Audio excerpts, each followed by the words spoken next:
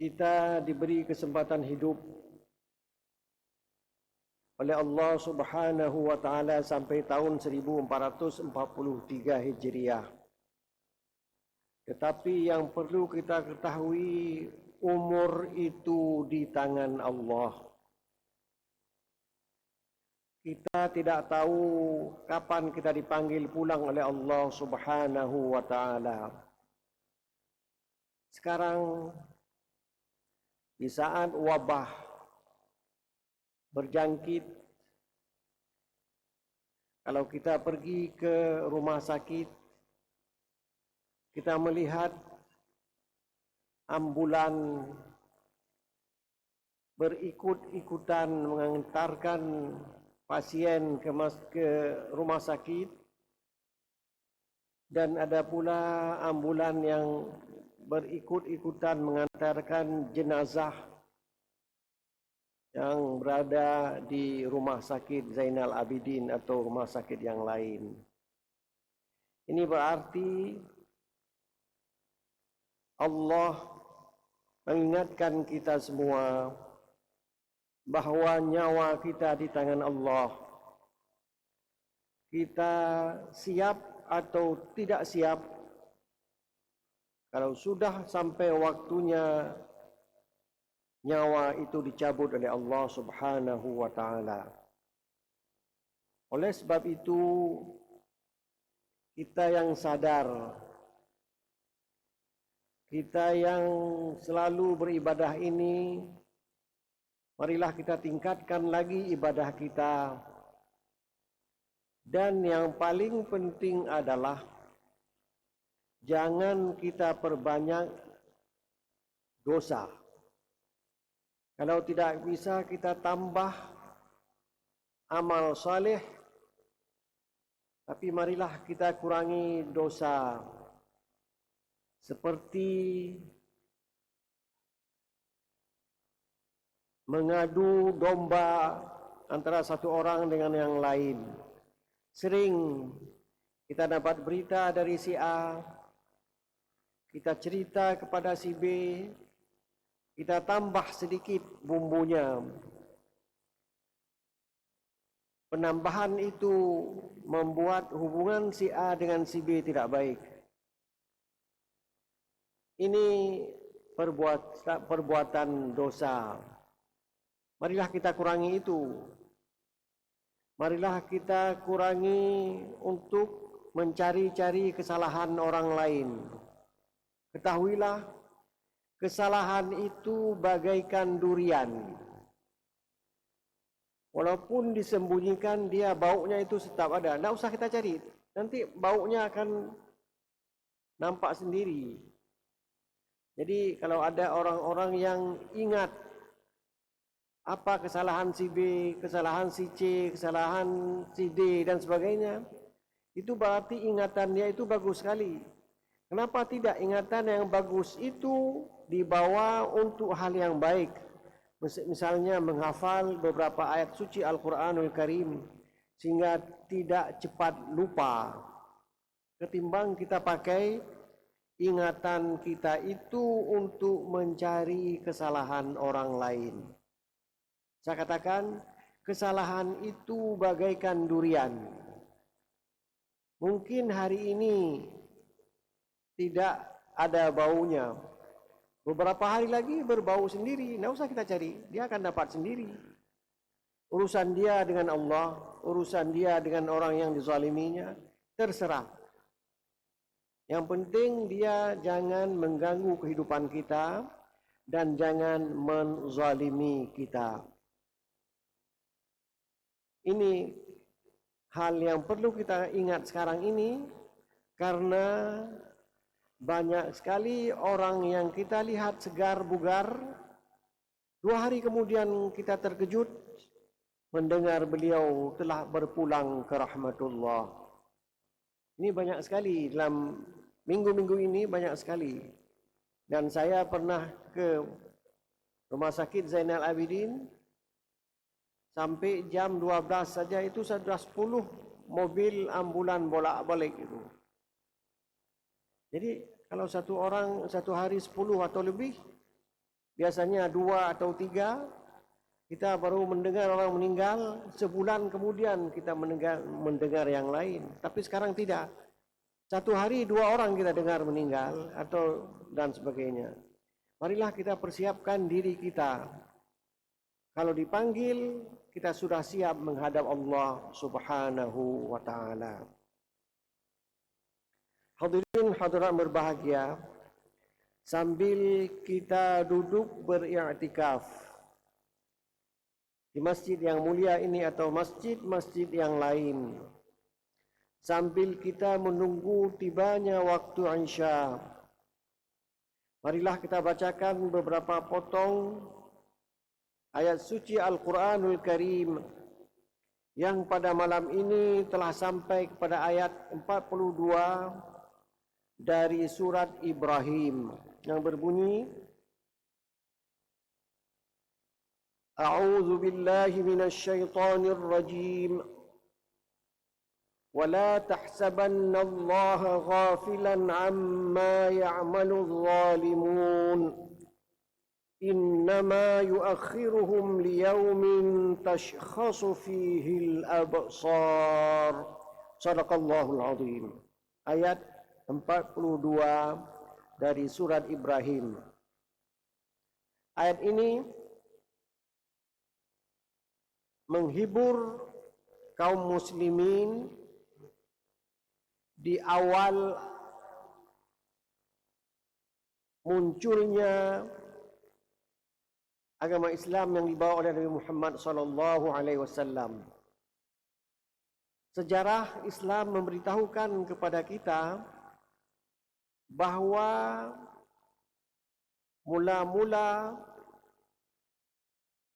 orang Quraisy tidak ambil pusing dengan agama yang dibawa oleh Nabi Muhammad SAW. Kenapa? Karena tidak banyak orang yang mengikuti Nabi Muhammad, dan kalau dia lihat yang bertambah hari demi hari adalah orang-orang yang lemah, para budak. Jadi tidak ambil pusing, mereka budak-budak saja yang mengikut agama Muhammad.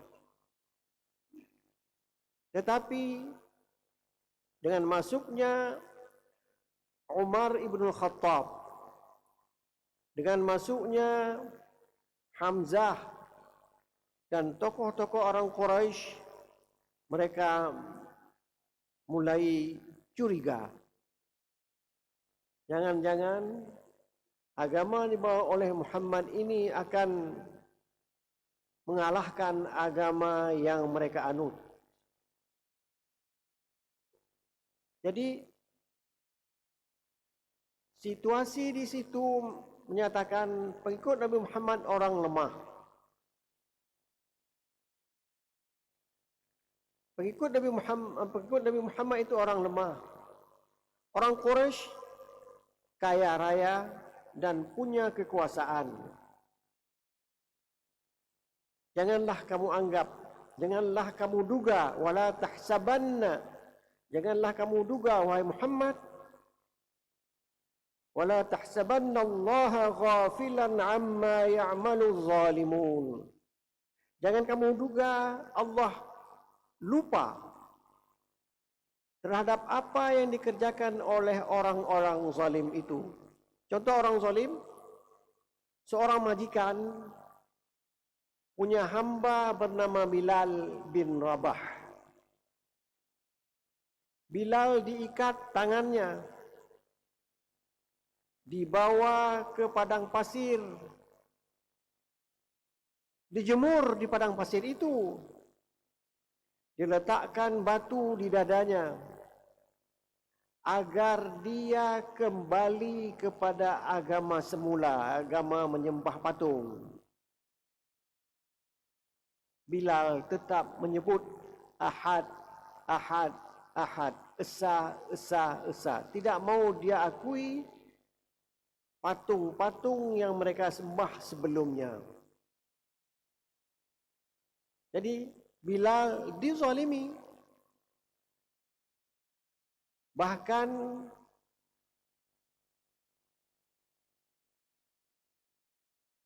pengikut Nabi Muhammad diboikot. Artinya, kalau mereka beli daging pada orang Quraisy yang masih kafir, mereka tidak mau memberikannya. Kamu jangan beli pada saya, beli pada orang lain lagi. Pergi pada orang lain lagi, juga begitu. Itu kita kasih uang, tidak mau dijual, diboikot. Dan mereka punya korma. Untuk mendapat uang, mereka jual korma itu. Mereka pun tidak mau membeli kurma itu. Makin sempit kehidupan pengikut Nabi Muhammad sallallahu alaihi wasallam. Paling-paling kalau Muhammad ada dana dari Khadijah, seorang saudagar besar. Tapi kalau sudah diboikot, sama seperti sekarang ini, banyak hotel yang tidak ada penghuninya. Pesawat terbang tidak ada penumpangnya. Dan demikianlah keadaan waktu itu. Mereka menjual kurma, tidak ada yang beli. Membeli daging mereka tidak mau dijual. Ini suatu kezaliman. Apakah kezaliman ini akan hilang? Tidak. وَلَا تَحْسَبَنَّ اللَّهَ غَافِلًا عَمَّا يَعْمَلُ الظَّالِمُونَ. Janganlah engkau menduga, ya Muhammad, bahwa Allah lupa terhadap apa yang mereka kerjakan itu. Dibilang kepada Nabi Muhammad, tentu iman Nabi Muhammad teguh, tidak tergoyang sedikit pun. Ini dialamatkan kepada pengikut-pengikutnya. Kalian walaupun dianiaya, kalian walaupun diboikot, tetap saja berada di jalan yang lurus, dan semua apa yang dikerjakan oleh mereka tercatat rapi dalam catatan Allah Subhanahu wa taala melalui para malaikatnya. Ada mungkar, ada nakir yang mencatat semua itu. Dulu orang susah memahami itu. Bagaimana ya dicatat ya? Kapan dicatat? Kalau orang sedang nangis, kemudian sedang begini, kapan dicatat? Tapi sekarang dengan ada rekaman. Rekaman itu dulunya besar. Itu ada piring hitam dulu. Sekarang suara itu bisa masuk ke dalam flash disk yang kecil. Apa yang terjadi semuanya tercatat. Tidak tinggal sedikit pun. Itu ciptaan manusia. Apalagi kalau ciptaan Allah Subhanahu wa taala, pasti hal itu tercatat dengan rapi.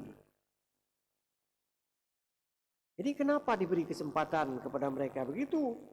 Allah memberitahukan, innama yuakhiruhum liyaumin tashkhasu fihi al-absar. Hanya saja diberi tangguh kepada mereka sampai pada suatu hari, hari kiamat, mata mereka terbelalak melihat semua catatan amal itu nampak lagi, diulang lagi. Ini yang ingin diberitahukan.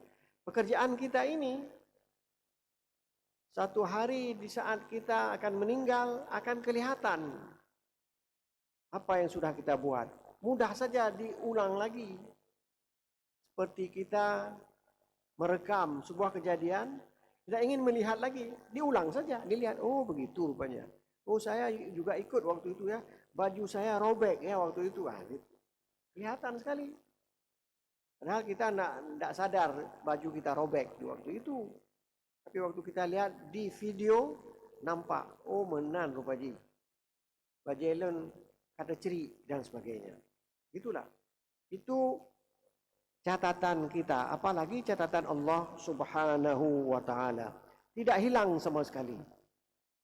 Seperti kita bicara ini, masuk ke radio, masuk. Kenapa channel ini saja yang masuk, channel yang lain tidak masuk, lain lagi suaranya. Bagaimana diatur? Demikianlah nanti di hari akhirat. Semua kejadian kita diulang lagi dan orang lain lihat apa yang kita buat. Orang lain kerjakan juga kita akan melihat. Semuanya tersebar di padang mahsyar. Dalam ayat 183 surat Al-A'raf, Allah menyatakan hal itu tapi dengan bahasa yang berbeda. Wa umli lahum. Saya berikan kesempatan kepada mereka.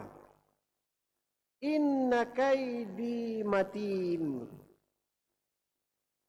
Tipu daya saya itu sangat teguh, kata Allah. Diberikan kesempatan itu yang supaya mereka buat.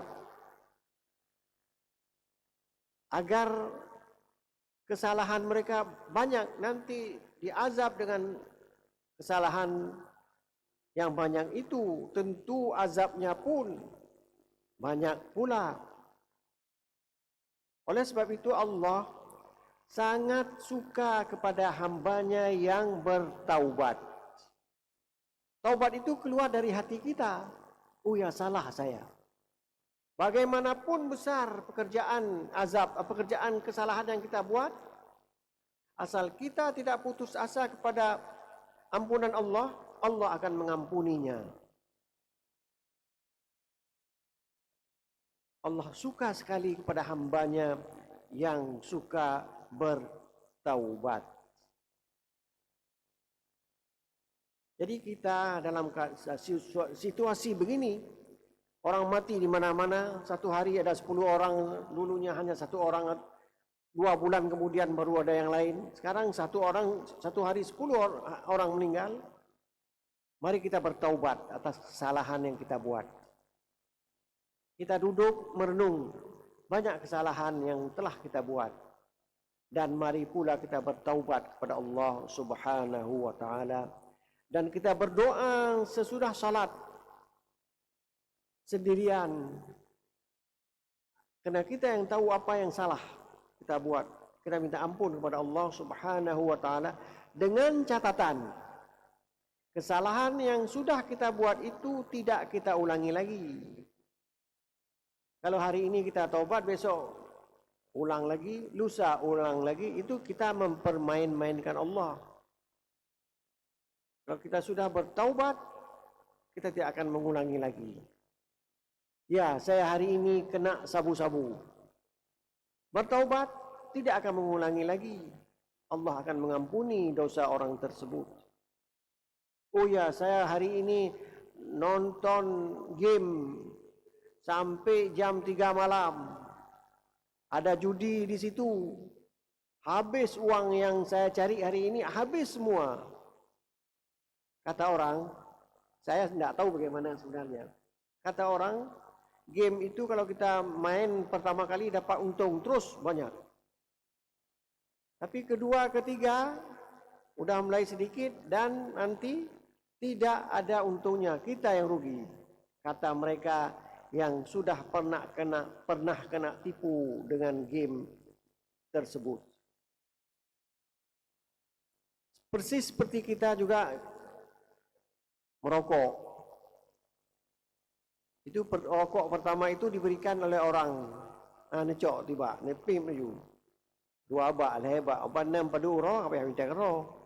Akhirnya tidak cukup uang untuk kita membeli rokok setiap hari. Ayat 43 menyambung cerita tentang kenapa Allah memberikan kesempatan kepada orang yang zalim terus zalim.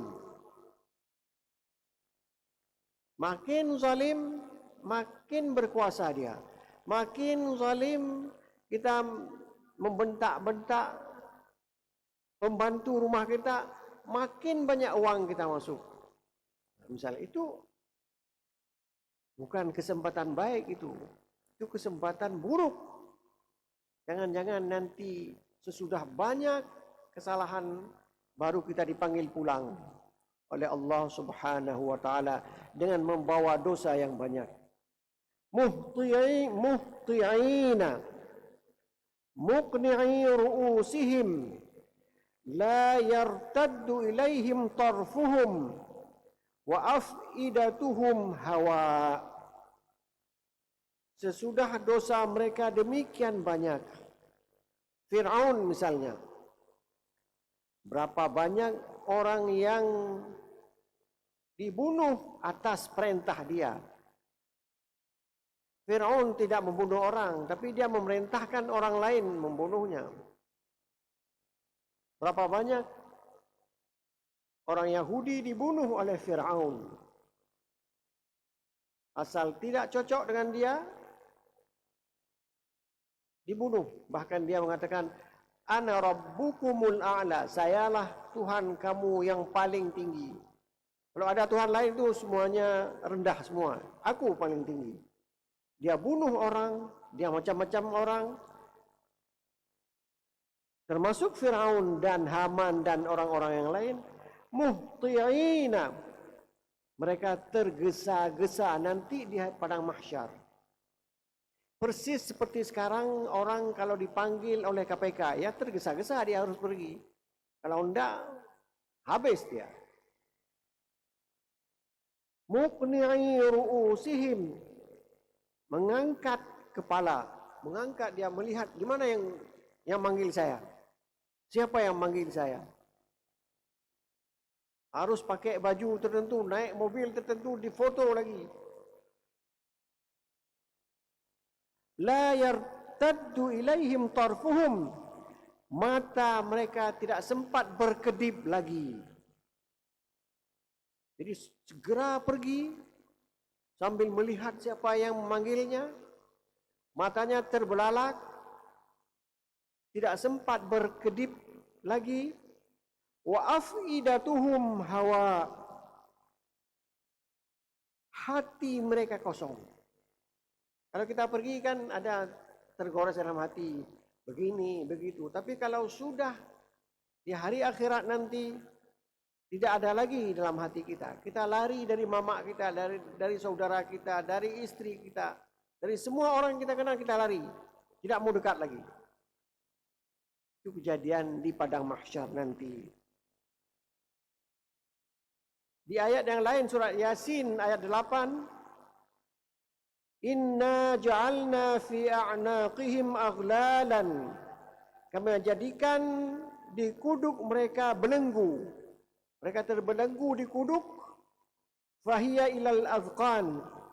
Dan tangan mereka terikat di dagu. Fahum muqmahun. Dan mereka tertengadah begini. Itu gambaran orang-orang yang tersiksa, yang dulunya di dunia ini menzalimi orang lain. Kalau sempat kita menzalimi pembantu kita,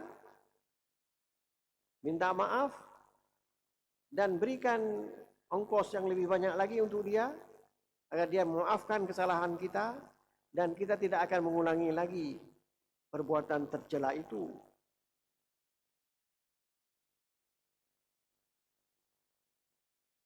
Wujuhun yawma idzin basirah, muka mereka pada hari itu muram. Tazunnu an yuf'ala biha faqirah, mereka menduga akan dibuat sesuatu yang menjadi malapetaka kepada orang itu. Saya ini kalau dipanggil oleh KPK, maka saya akan ditangkap, maka saya akan masukkan ke dalam sel, maka semuanya tidak teringat yang lain, teringat itu saja. Wa af'idatuhum hawa, hati mereka kosong, hanya mengingat itu saja. Banyak ayat Al-Quran yang menceritakan tentang itu. Karena kalau dengan ayat ini kita belum paham, baca ayat lain. Misalnya, fatawalla anhum, ya Muhammad, berpalinglah dari mereka. Yauma yad'u da'i ila syai'in nukur, ketika malaikat memanggil orang untuk sesuatu yang tidak menyenangkan.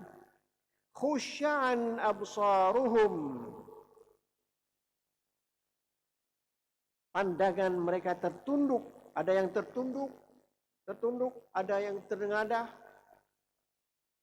Yakhrujuna minal ajdath, mereka keluar dari kubur mereka, ka'annahum jaradun muntashir, seolah-olah mereka seperti belalang yang berterbangan. Manusia sekarang berada di alam barzakh, tidur mereka. Ketika dipanggil, mereka keluar segera, tidak tahu kemana perginya, tergesa-gesa, tidak mungkin ingat lagi apa yang sudah dikerjakannya, hanya tertuju kepada panggilan para malaikat di padang mahsyar. Muhti'ina ila da'i, mereka segera pergi kepada malaikat yang menyerukan itu. Yaqulul kafiruna hadza yaumun asir, orang kafir mengatakan ini hari yang sangat-sangat sulit. Itu gambaran. Tadi bagaimana sudah digambarkan di ayat yang lain. Di ayat 6 dan 8 surat Al-Qamar. Kalau tadi surat Yasin. Kalau yang tadi juga saya baca surat Al-Qiyamah. Di berbagai surat digambarkan bagaimana keadaan orang kafir di padang mahsyar nanti. Dalam surah Al-Ma'arij ayat 43-44 digambarkan juga keadaannya. Yauma yakhrujuna minal ajdasi, yauma yakhrujuna minal ajdasi sira'a. Pada hari itu mereka keluar dari kubur tergesa-gesa. Ka'annahum ila nusubin yufidun, seolah-olah mereka pergi untuk menyembah patung yang biasanya mereka pergi dengan teratur, disiplin dan sebagainya. Hari ini di padang mahsyar mereka pergi tidak tahu kemana tujuannya. Khasyi'atan absaruhum, tertunduk pandangan mereka, tarhaquhum zillah, yang penuh kehinaan. Zalikal yaumul ladzi kanu yu'adun, itulah hari-hari yang telah dijanjikan dulu di dunia, diberitahukan nanti kalian begini, nanti kalian begitu, tapi mereka tetap tidak mau mengikutinya. Sekarang terjadi. Ini Al-Quran mengingatkan kita. Kita baca Al-Quran harus membacanya dengan bertajwid dan sebagainya. Tapi kalau kita tidak tahu artinya, hanya kita nikmati bacaan itu saja. Mari kita memulai memahami artinya. Kemudian pengertiannya itu lebih luas lagi ketika kita membaca buku-buku tafsir. Buku tafsir sekarang sudah ditulis dengan bahasa Indonesia. Kalau dulu mungkin kita yang tidak bisa bahasa Arab, tidak mungkin kita baca. Maka sekarang kita yang tidak bisa bahasa Arab, kita bisa baca buku-buku tafsir yang ditulis baik oleh seseorang, misalnya Mahmud Yunus, Hasbi As-Siddiqi, Hamka misalnya, atau yang ditulis oleh tim. Kalau yang ditulis oleh tim, itu pertemuannya berkali-kali. Pertama dilihat, udah beres. Kedua kali dilihat, ini masih perlu diperbaiki. Kadang-kadang dipanggil dari seluruh daerah, dari Aceh misalnya. Dipanggil juga. Walaupun yang buatnya orang di Jakarta, orang dari Aceh juga akan memberikan pendapatnya. Kayaknya ini masih belum tepat. Karena untuk mengartikan Al-Quran itu susah sekali. Bahasanya tinggi. Kalau kita orang Aceh, bahasa Aceh kita paham. Menyuhana panena, itu dipaham oleh orang Aceh. Menyuhana panena, tahu itu artinya. Jadi kalau kita terjemah bahasa Indonesia, kalau tidak ada, mana ada, itu tidak tahu dia. Orang tidak tahu. Harus dengan bahasa Aceh. Maka orang yang sudah belajar bahasa Arab dengan bagus, mereka duduk bersama-sama, duduk memperhatikan apa maksud daripada ayat tersebut. Jadi, kesimpulan daripada beberapa ayat yang sudah kita baca, pertama, annahu yuakhiruhum liyaumin tashkhasu fihi al-absar. Allah memberi kesempatan kepada mereka sampai nanti hari kiamat baru tahu apa yang dia kerjakan. Kedua, wa ya'tin nasu fihi min quburihim muhti'ina. Manusia akan bangkit dari kubur tergesa-gesa. Ay musri'ina ilal mahsyar bidzulli wal hawan. Artinya dia cepat-cepat menuju padang mahsyar dengan penuh kehinaan. Tidak tahu ni saya ni masuk ke mana ni? Apa masuk neraka atau masuk syurga? Kira-kira begitulah. Li syiddati khajalihim min su'il i'tiqadi wal af'al wal aqwal. Karena mereka sangat malu disebabkan i'tiqad mereka tidak betul. Tidak mengakui keesaan Allah. Dia mengakui juga meminta bantu kepada pepohonan yang besar itu dan sebagainya. Wala yartaddu ilaihim tarfuhum. Mata mereka membelalak. Ay la yarji'u ilaihim tahrikul ajfan. Tidak sempat menutup apa itu sesuatu yang ada di kelopak mata kita. Kelopak mata kita tidak sempat ditutup lagi. Demikianlah keadaan orang-orang yang zalim di padang mahsyar nanti. Kita sambung ayat selanjutnya.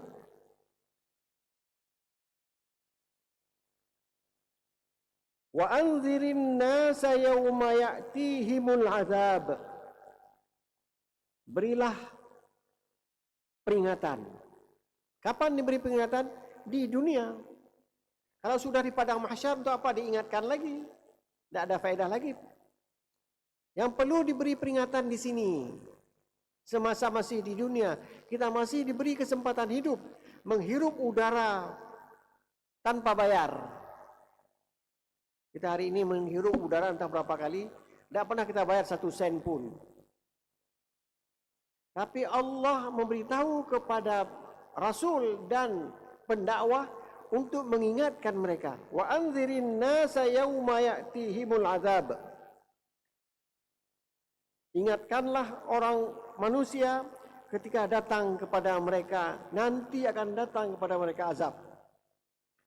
Fayaqulul ladzina zalamu. Orang yang menzalimi orang lain akan berkata, apa katanya? Rabbana akhirna ila ajalin qarib. Wahai Tuhan kami, berikanlah kesempatan kepada kami walaupun sedikit pun boleh. Jangan cabut nyawa. Beri kesempatan hidup. Apakah kalau diberi kesempatan mereka akan bertaubat? Yang tidak mau bertaubat tetap tidak mau bertaubat. Apa contohnya? Tsunami. Sudah diperlihatkan bagaimana seolah-olah kita pada hari itu sudah menganggap ini hari kiamat. Tapi sesudah tsunami ada yang lebih jahat dari sebelumnya yang tetap, dan banyak juga yang bertaubat. Mudah-mudahan kita termasuk orang yang bertaubat. Wassalamualaikum warahmatullahi wabarakatuh.